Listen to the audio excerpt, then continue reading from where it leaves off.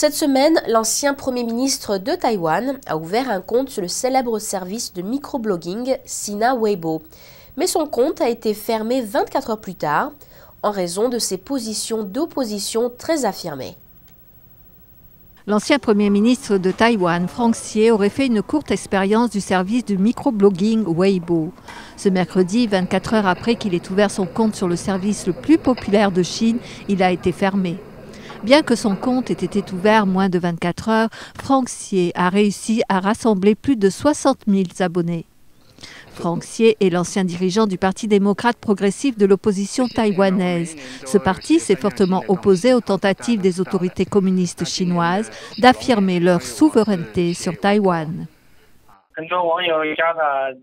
Beaucoup d'internautes voulaient sans doute savoir. En fait, beaucoup d'internautes de Chine continentale soutiennent les idées du Parti démocrate progressif. Ils apportent plus d'attention aux droits de l'homme.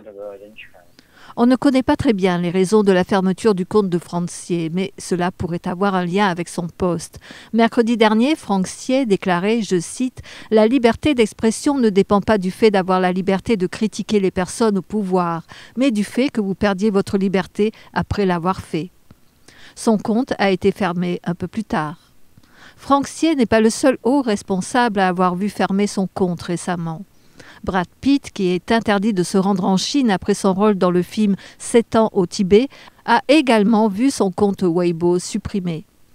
Le compte de Li Kai-fu, l'ancien directeur de la division Chine de Google, a été désactivé pendant 3 jours cette semaine. Li Kai-fu compte plus de 50 millions d'abonnés et s'est montré très critique envers la censure du régime chinois sur Internet. Son compte a été réactivé mercredi dernier. Ces fermetures de comptes se sont produites aussi quelques jours après que le dirigeant chinois Xi Jinping ait motivé les membres du Parti communiste à, je cite, « réagir aux critiques vives ».